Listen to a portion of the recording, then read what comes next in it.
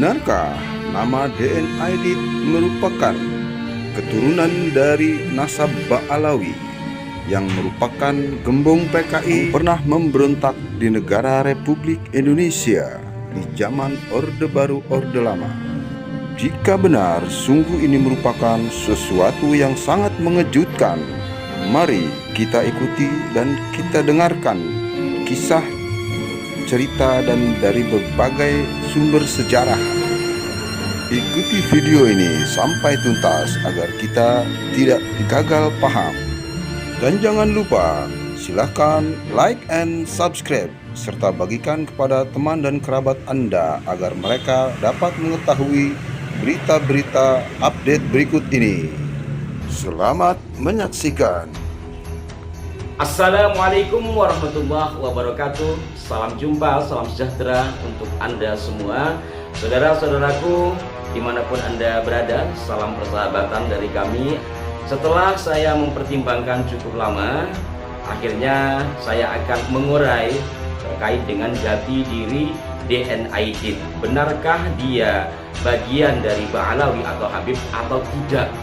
Nah, dalam hal ini saya akan menggunakan sumber yang masyhur sebagaimana disampaikan oleh salah seorang komentator ketika kami membahas tentang Habib Buga Aceh, ya, sudah masyhur begini-begini. Maka di sini saya akan menggunakan naskah-naskah masyhur, artinya adalah situs-situs berita insya Allah validitasnya insya Allah terjaga.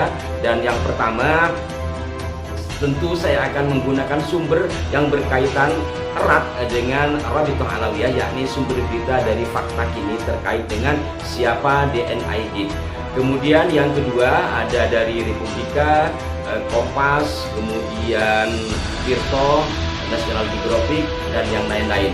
Baiklah, saya akan memulai dari siapa DN Aidit versi Rabithah Alawiyah, yang mana informasi ini disampaikan setidaknya yang saya baca dari 2018 yang lalu terkait dengan pernyataan Rabithah Alawiyah yang juga dilengkapi dengan surat resmi. Nanti dari semua data online tersebut insya Allah akan saya cantumkan di kolom deskripsi, ya. Jadi pada intinya bahwa Rabithah Alawiyah tidak mengakui bahwa DN Aidit adalah bagian dari Alawiyin. Lengkapnya Anda bisa baca sendiri di kolom deskripsi nanti.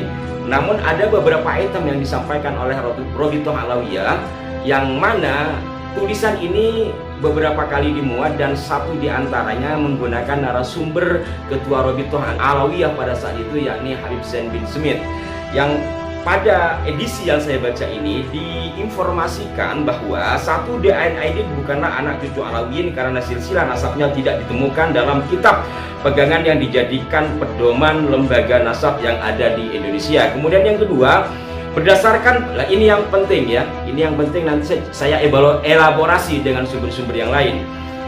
Dua, berdasarkan penuturan atau fatwa dari para sesepuh Alawiyin, diantaranya fatwa Al-Habib Muhammad bin Aqil bin Yahya yang bermukim di Palembang, dan dari sumber-sumber media cetak yang terbit sekitar tahun 1960, kiranya akan menjadi sebuah jawaban atas pertanyaan di atas, bahwa fakta tersebut berbunyi dalam tanda kutip, ya, bahwa telah berhijrah seorang pedagang Arab dari marga Al-Aidit ke kota Palembang, Sumatera Selatan, dan menikah dengan seorang janda penduduk setempat yang telah mempunyai seorang anak bernama Nuh. Dari sejak kecil Nuh menjadi anak angkat saudagar atau mungkin anak tiri, gitu, ya, menjadi anak angkat atau anak tiri saudagar Arab tersebut dan menganggap dirinya sebagai marga Al-Aidit. Karena adanya cara penulisan Aidit pada waktu itu yang berbeda, maka nama Aidit berubah menjadi Aidit pakai T oleh bahasa setempat. Jelasnya huruf D pada akhir kata Aidit diganti dengan huruf T, sehingga namanya menjadi Nuh Aidit. Setelah Nuh Aidit dewasa, dia menikah, dan dari pernikahannya lahirlah seorang anak laki-laki yang bernama Ja'far. Setelah Nuh dan istrinya meninggal dunia, Ja'far bin Nuh dibawa ke Jakarta dan diasuh oleh keluarga paman dari ibunya. Setelah dewasa, Ja'far bin Nuh ini terpengaruh oleh ajaran-ajaran komunis dan seterusnya. Pada intinya, menurut situs berita ini yang disampaikan bersumber dari Rabithah Alawiyah bahwa DNA ini bukanlah Alawiyin, dan yang terpenting bahwa menurut fatwa para Alawiyin diantaranya Habib yang disebut tadi, nama asli dari DNA itu adalah Ja'far, bapaknya adalah Nuh, dan kakeknya tidak dijelaskan, hanya ada kakek tiri. Bahwa di sini menceritakan dengan tegas setting peristiwanya adalah Palembang ya, setting peristiwa adalah Palembang, bahwa ada seorang saudagar Arab bermarga Aidit yang menikah janda setempat. Janda setempat tersebut sudah punya anak bawaan lah gitu. Kemudian ya mungkin diasuh sama ayah tirinya yang dari marga Aidit ini. Anaknya tersebut, anak angkat atau anak tiri itu bernama Nuh. Nuh kemudian menikah, dan hasil pernikahannya membuahkan seorang anak bernama Ja'far. Kemudian setelah orang tuanya meninggal, Ja'far dibawa ke Jakarta lalu dididik atau diasuh oleh saudara dari ibunya atau bibi. Ringkasnya, menurut Rabithah Alawiyah, DNA Aidit memiliki nama asli Ja'far, bapaknya adalah Nuh, jadi Ja'far bin Nuh. Mungkin ini mengikuti ejaan lama, di mana pada masa lalu J itu di depannya ada D, jadi DJ. Maka DN adalah Ja'far bin Nuh. Nuh adalah putra tiri atau putra angkat dari seorang saudagar Arab bermarga Aidit. Sementara menurut berbagai sumber yang lain, termasuk dari sumber Republika yang juga menginformasikan informasi yang saya sampaikan tadi, disebutkan bahwa DNA Aidit memiliki nama asli Ahmad. Ini bisa dilacak di berbagai sumber ya. Semua sama mengatakan bahwa nama asli dari DNA Aidit itu adalah Ahmad. Ahmad memiliki ayah bernama Abdullah Aidit. Abdullah Aidit memiliki bapak atau kakek dari DNA Aidit ini seorang pemuka Islam di daerah Belitung bernama Ismail. Jadi lengkapnya Ahmad bin Abdullah bin Ismail. Ini versi berbagai sumber di luar sumber Rabithah Alawiyah.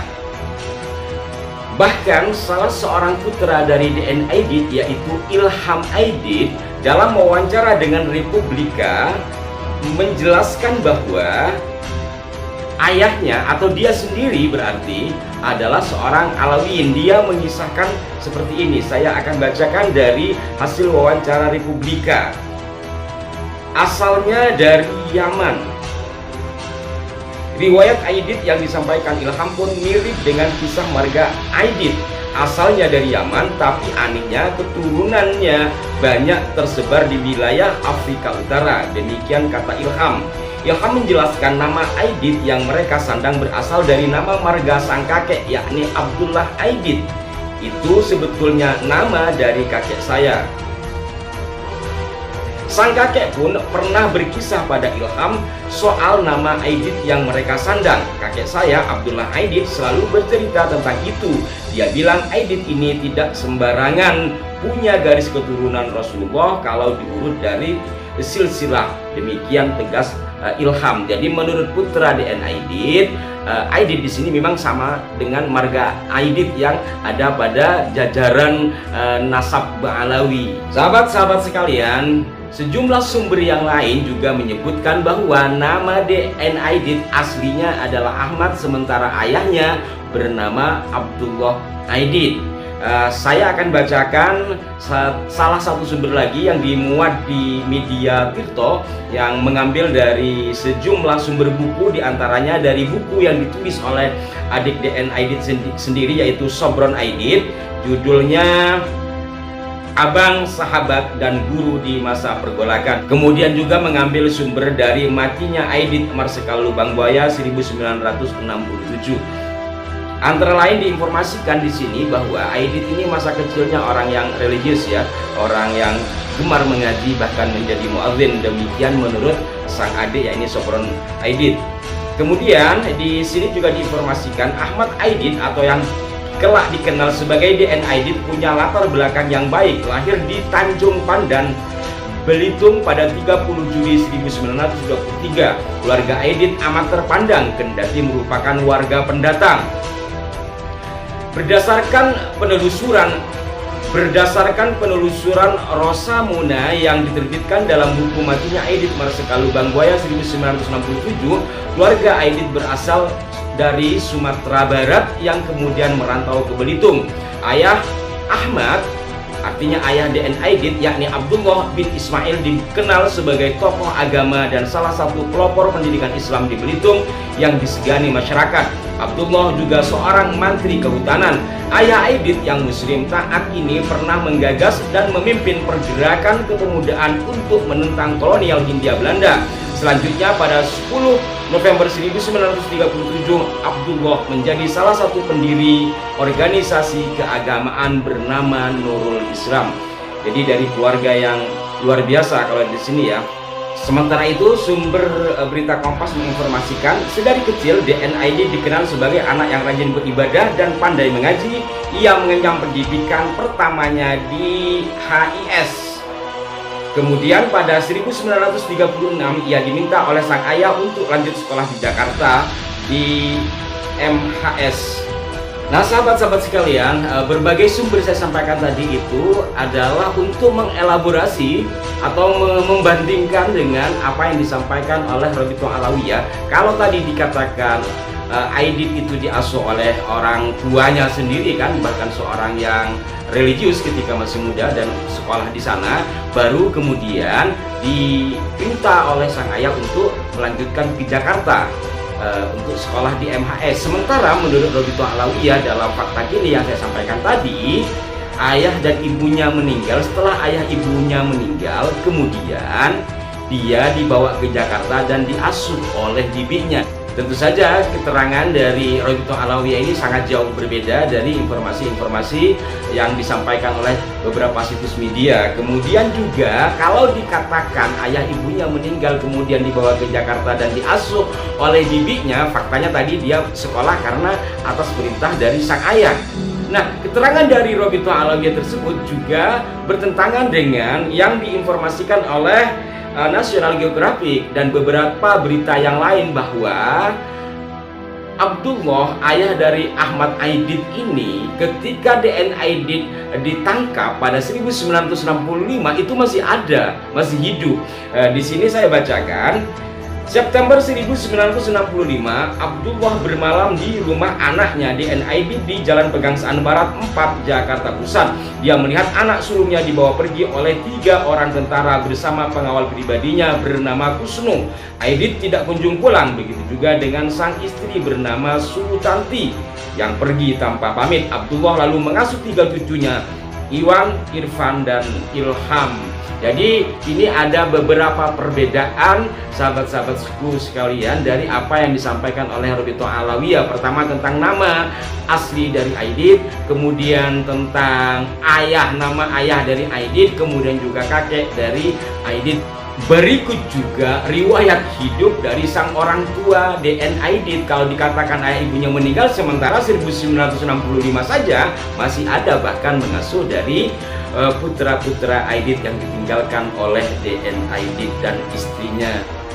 Hal lain juga yang perlu dipertimbangkan adalah penggunaan marga Aidit, yang menurut Robito Alawiyah kata Aidit yang ada pada DN Aidit itu memang dari aslinya memang dari kata Aidit yang pakai dal, pakai D.